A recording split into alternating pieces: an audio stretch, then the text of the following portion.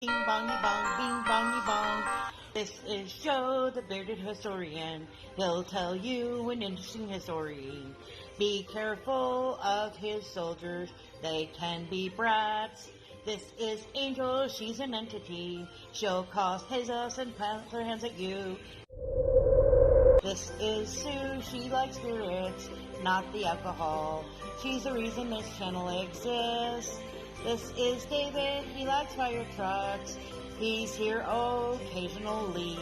Bing bongy bong, bing bongy bong, bing bongy bong. We preserve his story. It's the last Monday, or no, I know what day it is. It's the last Wednesday of the month. And we have a special video. Jared requested this a few months back. I looked it up and realized it was happening in March, so we put it on the calendar. And then Joe's done some research, so he's going to share that with you now. Hopefully you find it interesting. But before that, are you ready? Ooh, excuse me. Here we go. Shout out time. Here's a shout out just for you.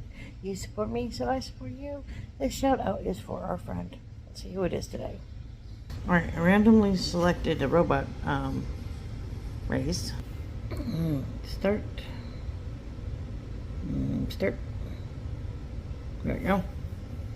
Alright, we've got She Stole, Cruising is Nuts, Gypsy, Hiking, 755, Rooks, Martin, Spectral, Riot, Rural, Supercalifragilistic, Crypt, Spectral, Right Touch, Team Para, Tramps, Turtle, Scott, Carter, VS, Amanda, Alice, Rooks is currently in the lead, there's Owen, Lucky Cat, Lynn, Jared, Makeup's coming from the back, Jackie, Hiking, Mike Crafty, let's see who else we got. Oh, looks like it might be Rural. It is Rural. Alright, this is Rural, our friend John. We've done one collab with, and hopefully this spring we'll be able to do another one. I'm looking at March or April. We're looking at things that we can do that are halfway between here and there. Joe mentioned Sioux City, so we're looking at an event there. Depends on budget, but hopefully. There's his contact information. He does photography, exploring, cemeteries, quirky places, which are always fun, and random crane machines, which are terrible. So if you're into exploring, adventures, check him out. Like, share, comment. Have a good day. Alright. Go ahead. Alright, ladies and germs. This is the Bearded Historian. We have Gerard, who gave us a little bit of information on an event. And the anniversary of said event is actually happening. Tomorrow. I'm recording this the day prior. And it involved a little stage of mutiny that happened at a place called Kinmel Park in March of 1919. Now, a little bit of the backstory that, I like to take and put things into perspective. Now, the military history of Canada during World War I began on August 4th, 1914, when the United Kingdom entered World War I against Germany. Well, when the British made their declaration, this automatically brought Canada into the war because of Canada's legal status was as a British Dominion, which pretty much left foreign policy decisions in the hands of the British Parliament. You guys are going to war. However, Canada's government had the freedom to determine the country's level of involvement in the war. On August 4th, 1914, the Governor-General declared a war between Canada and Germany, and the militia was not mobilized, but instead an independent Canadian Expeditionary Force was raised. Now, Canada's sacrifices and contributions to the Great War changed its history and enabled it to become more independent, while also opening a deep rift between the French and English-speaking populations. Well, for the first time in Canadian military history, Canadian forces fought as a distinct unit, first under a British commander, but ultimately under a Canadian-born commander. The high points of the Canadian military achievement during this Great War came during the Somme, Vimy, and Passchendaele battles, and what later became known as Canada's 100 Days. Now, Canada's total casualties stood at the end of the war of 67,000 killed and 173,000 wounded out of an expeditionary force of 620,000 mobilized. About 39%. Yeah. Now, Canadians of British descent, the majority, gave widespread support in arguing that Canadians had a duty to fight on behalf of their motherland. Indeed, Sir Wilfrid Laurier, although French Canadian, spoke for the majority of English Canadians when he proclaimed, "It is our duty to let Great Britain know, and to the friends and foes of Great Britain know, that there is in Canada but one mind and one heart, and that all Canadians are behind the mother country." However, this did not stop Laurier, along with Henry Broussard, from leading the opposition to conscription 3 years later in 1917. Canadian Prime Minister Robert Borden offered assistance to Great Britain, which was quickly accepted. Now, prior to the war, military land forces were organized as Canadian militia, with regular permanent active militia and the sedentary non-permanent active militia. The Prime Minister of Militia and Defense, Sam Hughes, was ordered by Prime Minister Sir Robert Borden to train and recruit an army for overseas service. At that time, Canada had a regular army of only about 3,110 men and a fledgling navy. Woo. Although the Chief of General Staff, Willoughby Gapkin, had been planning for a mass mobilization of the Canadian military for some time, the mobilization plans were scrapped in favor of mobilizing a completely new land force, the Canadian Expeditionary Force, to be based on numbered battalions and reporting to a separate ministry, the Ministry of Overseas Forces of Canada. Although the force was raised quickly, it was riven with political patronage and lacked a solid core of professional officers and NCO. Now, 600,000 men and women participated in the war by enlisting as nurses, soldiers, and chaplains. In general, non-white people and those born in enemy nations were not welcomed into the military. How dare you? What? When black people from Sydney, Nova Scotia volunteered their services, they were told, "This is not for you fellows, this is a white man's war."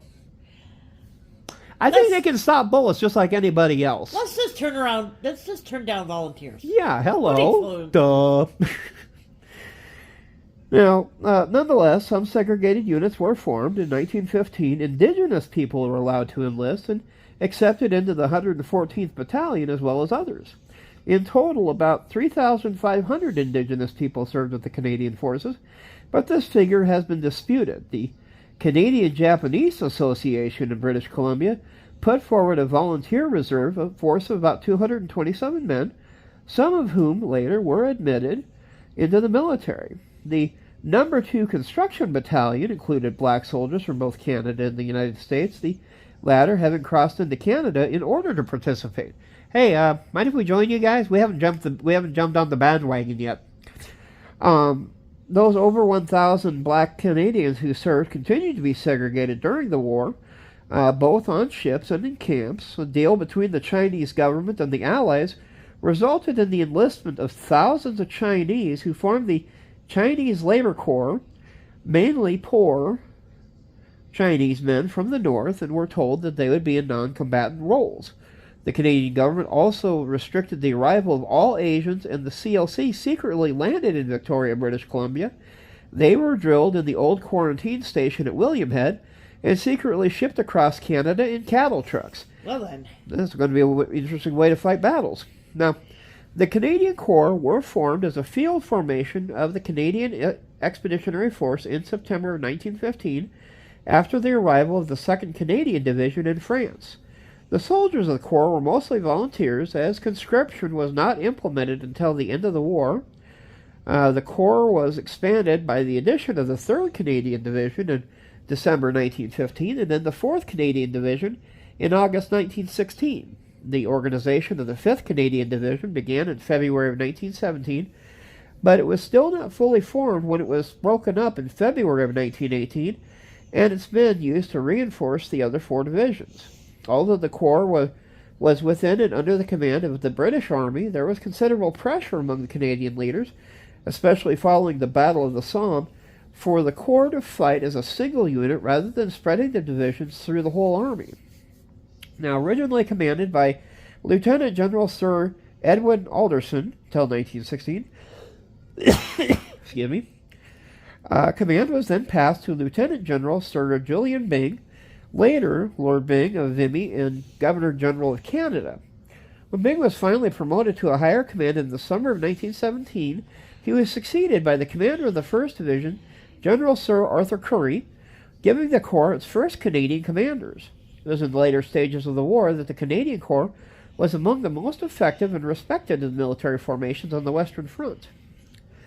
Now, the Canadian Cavalry Brigade arrived in France in 1915, originally having 3 Canadian regiments and 1 British. In January of 1916, it became an all-Canadian formation. This brigade was deployed separately from the Canadian Corps and was under the command of various British cavalry divisions. The brigade engaged in several battles, most notably the Battle of Morrell Wood on the 30th of April, 1918. Now, the Canadian Expeditionary Force saw their first real battle in March of 1915 in the French town of Neuville-Chapelle. After arriving from the Salisbury Plain in England, the Canadian forces were instructed to prevent the Germans from reinforcing the sector of Neuville-Chapelle. This would allow the British First Army, under General Douglas Haig, to successfully push the German lines and establish a new Allied front line on the conquered territory. Although the British were unable to exploit their advantage due to poor communication, it taught the Canadians that artillery bombardment was too light to suppress enemy trenches and that better artillery observation points was necessary. The reserves were too few to follow up success quickly, and most importantly, the procedure of transmitting information and sending orders to the advanced troops was slow and difficult, and that the systems of communication were too vulnerable. Now, during the first week of April 1915, soldiers of the 1st Canadian Division were moved to reinforce the salient, where the British and Allied lines pushed into the German line in a concave bend. On the 22nd of April, the Germans sought to eliminate this salient by using poison gas. What? Following an intense artillery bombardment, they released 160 tons of chlorine gas from cylinders dug into the forward edge of their trenches into a light northeast wind, the first use of chlorine gas in the war. As thick clouds of yellow-green chlorine drifted over the trenches, the French colonial defenses crumbled, and the troops, completely overcome by this terrible weapon, died or broke and fled, leaving a gaping 4-mile hole in the Allied line. But the Canadians were the only division that were able to hold that line. All through the night, the Canadians fought to close this gap, and on the 24th of April, the Germans launched another poison gas attack, this time at the Canadian line. In those 48 hours of battle, the Canadians suffered over 6,000 casualties. Wow. 1 man in every 3, of more of whom than 2,000 died. Wow. Now, the next area where the Canadians fought was at the Battle of the Somme in the later half of 1916, initially launched as a campaign to relieve pressure from the beleaguered French forces at the Battle of the Verdun. The Allied casualties actually exceeded those at Verdun. The battle began on the 1st of July, 1916, and among the first troops to leave their trenches were the men of the Royal Newfoundland Regiment. Newfoundland at the time was not part of the Canadian Confederation, but was considered a separate dominion. As a result, the Newfoundlanders advanced as part of the 29th Division, not as Canadian Corps. The attack went very poorly for the Newfoundlanders, resulting in massive casualties. Of the 801 men that made up the regiment just the day before, only 68 reported for roll call the next day. Oh, wow. And every officer that had gone over the top had been killed. Now, the Canadian Corps entered the battle in September when it was tasked to secure the small town of Courcelles, France. It was a major offensive, and on the extreme left of the attack, assaulted a 2,200-yard sector west of the village of Courcelles. By November the 11th, the 4th Canadian Division finally secured most of the German trenches and then rejoined the Canadian Corps at Vimy Ridge. Now, the Battle of the Somme claimed more than 24,000 Canadian casualties, but it also gave the Canadian units a reputation as formidable assaulters. As the British Prime Minister Lloyd George wrote, the Canadians played a part of such distinction that thenceforth they were marked out as shock troops.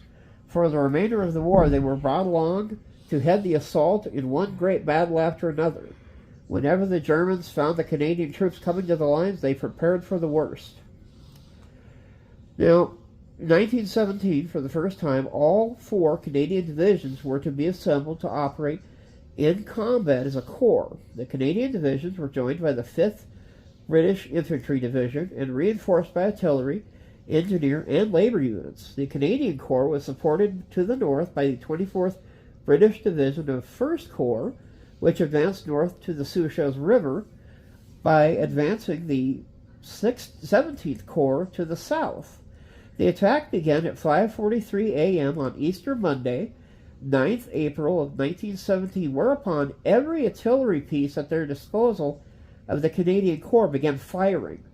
Light field guns laid down a barrage which advanced in predetermined increments, often 100 yards every 3 minutes, while medium and heavy howitzers established a series of standing barrages further ahead against known defensive systems. Oh, that would be one heck of a mess to try to walk into. Right. The 1st, 2nd, and 3rd Canadian Divisions reported reaching and capturing the first objective, the Black Line, by 6:25 a.m. The 4th Canadian Division encountered a great deal of trouble in its advance and was unable to complete the first objective until some hours later. After a planned pause in which positions were consolidated, the advance resumed. Shortly after 7 a.m., the 1st Canadian Division had taken half of its second objective, the Red Line, and then moved the brigade forward to mount an attack on the remainder. The 2nd Canadian Division reported reaching the Red Line and capturing the town of Les Tuiles at approximately the same time.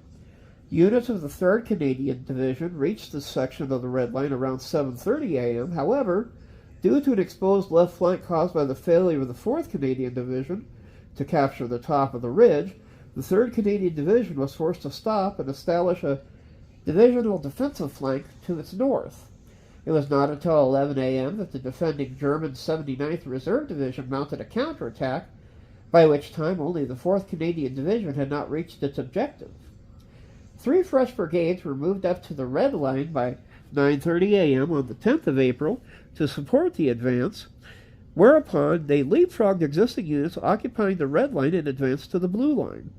By approximately 11 a.m., the Blue Line, including Hill 135 and the town of Thios, had been captured. The advance briefly halted, the artillery barrage remaining stationary for 90 minutes to give troops time to consolidate the Blue Line and bring supporting machine guns forward. Shortly before 1 p.m., the advance recommenced, with the Brown Line being secure around 2 p.m. By this time, the point only on the northern half of Hill 145 and the Pimple, a fortified high point outside Givenchy-Galgaral, remained under German control. Fresh troops finally forced the remaining German troops from the northern half of the hill around 3:15, and by nightfall of the 10th of April, the only objective not yet achieved was the capture of the Pimple. I want to capture the Pimple. Capture the Pimple. No. We need the Pimple Popper. Get in here. Supported by the significant amount of artillery and the 24th British Division of 1st Corps to the north, the 10th Canadian Brigade attacked the hastily entrenched German troops and captured the Pimple on April the 12th, bringing to the end of the battle. On nightfall of the 12th of April, 1917, the Canadian troops were firmly in control of the ridge. Now, the Corps had suffered 10,602 casualties, 3,598 were killed, and 7,004 were wounded. The German Sixth Army suffered an unknown number of casualties, with approximately 4,000 men becoming prisoners of war. 4 Victoria Crosses, the highest military decoration, were awarded to British and Commonwealth forces for valor were awarded. The Germans did not attempt to recapture the ridge, even during the spring offensive, and it remained under British control until the end of the war. Now, 4 divisions of Canadian troops were transferred to the Earp salient and tasked with making additional advances on Passchendaele.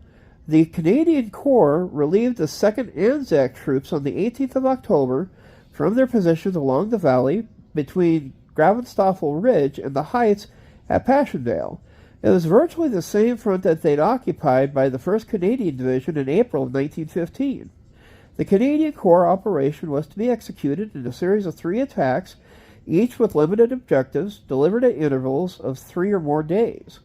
As the Canadian Corps' position were directly south of the inter-army boundary between the British 5th and 2nd Army, the British 5th Army would mount subsidiary operations on the Canadian Corps' left flank, while the 1st Anzac Corps would advance to protect the right flank.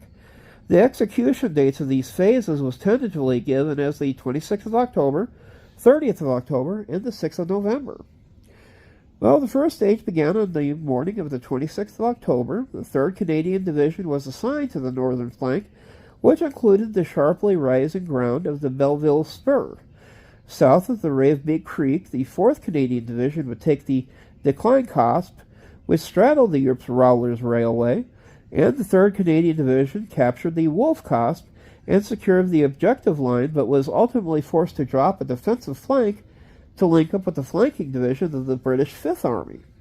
The 4th Canadian Division initially captured all its objectives, but gradually retreated from the Decline Cosp due to German counterattacks and miscommunications between the Canadian and Austrian units to the south, Australian units. The second stage began on the 30th of October and is intended to capture the positions not captured in the previous stage and gain a base for the final assault in Passchendaele. The southern flank was to capture the strongly held Crest Farm, while the northern flank was to capture the hamlet of Mischili, as well as the Goodberg area near the Canadian Corps' northern boundary. The southern flank quickly captured the Crest Farm and began sending patrols beyond its objective line and into the Passchendaele itself. The northern flank was again met with exceptional German resistance. The 3rd Canadian Division captured the Vapor Farm at the Corps boundary, 1st Farm to the west of Micheli and the crossroads at Micheli, but remained short of its objective line. Now, to permit time to facilitate into interdivisional reliefs, there was a planned 7-day pause between the 2nd and 3rd stage. British 2nd Army was ordered to take over sections of the British 5th Army front adjoining the Canadian Corps so that a central portion of the assault could proceed under a single command. 3 consecutive rainless days between the 3rd and 5th November aided logistical preparations and reorganization of the troops for the next stage.